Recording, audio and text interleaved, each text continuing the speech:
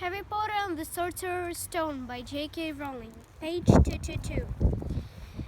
It's okay, he called up to the light the size of the postage stamp, which was the open trapdoor. It's a soft landing, you can jump. Ron followed straight away. He landed sprawled next to Harry. What's this stuff? Were his first words. Dunno, sort of plan thing. I suppose it's here to break the fall. Come on, Hermione. The distant music stopped. There was a loud bark from the dog, but Hermione had already jumped. She landed on Harry's other side. We must be miles under the school, she said. Lucky this plant thing's here, really, said Ron. Lucky? Shrieked Hermione. Look at you both. She leaped up and struggled towards the dump wall. She had to struggle because the moment she had landed, the plant had started to twist snake-like tendrils around her ankles. As for Harry and Ron, their legs had already been bound tightly in long creepers without their noticing. Hermione had managed to free herself before the plant got a firm grip on her. Now she watched in horror as the two boys fought to pull the plant off them, but the more they strained against it, the tighter and faster the plant would around them. Stop moving, Hermione ordered them. I know what it is. It's Devil's Snare. Oh, I'm so glad we know what it's called. It is a great help, snared Ron, leaning back, trying to stop the plant curling around his neck. Shut up! I'm trying to remember how to kill it, said Hermione. Well, hurry up, I can't breathe. Harry gasped, wrestling with it as it curled around his chest. Devil's Snare, Devil's Snare. What did Professor Sprout say? It likes the dark and the damp. So light a fire, Harry choked. Yeah, of course, but there's no wood, Hermione cried, wringing her hands. Have you gone mad? Ron bellowed. Are you a witch or not? Oh, right, said Hermione, and she whipped her wand, waved it, muttered something, and sent a jet of the same blue bell of flames she had used on Snape at the plant. In the matter of seconds, the two boys felt it loosening its grip, and as it cringed away from the light and warmth, wriggling and flaying, it unraveled itself from their bodies, and they were able to pull free. Lucky you pay attention in herbology, Hermione, said Harry as he joined her by the wall, wiping sweat off his face. Yeah, said Ron, and lucky Harry doesn't lose his head in a crisis. There's no wood, honestly.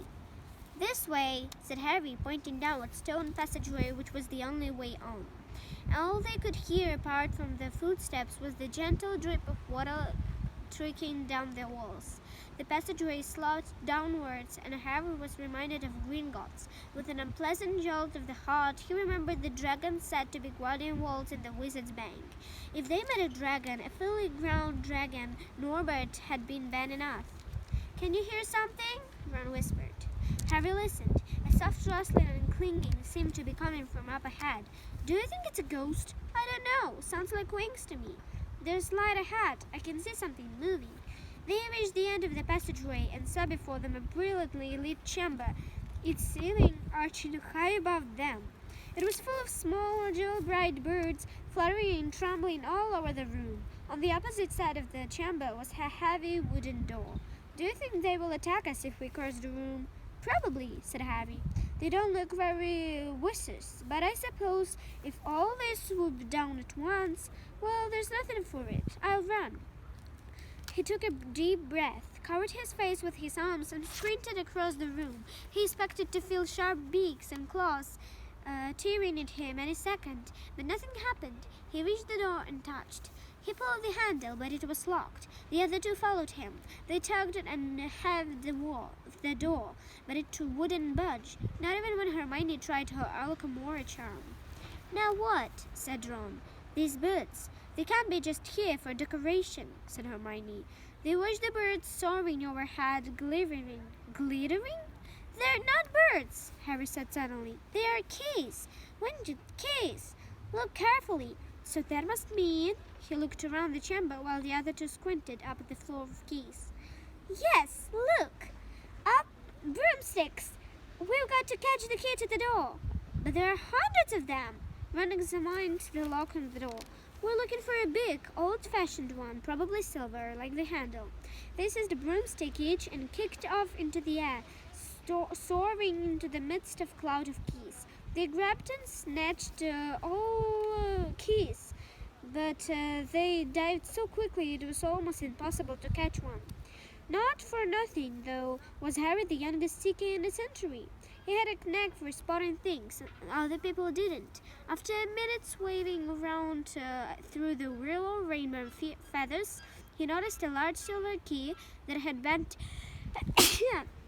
that had a bent wing, as if it had already been caught and stuffed roughly into the keyhole. "That's one!" he called to the others. "That big one! There! No, that! With bright blue wings, the feathers are all clumped on one side." Ron went speeding in the direction of Harry was pointing, crashed into the ceiling, and nearly fell off his broom. "We'll get too close on it," Harry called, not taking his eyes off the key with the damaged wing.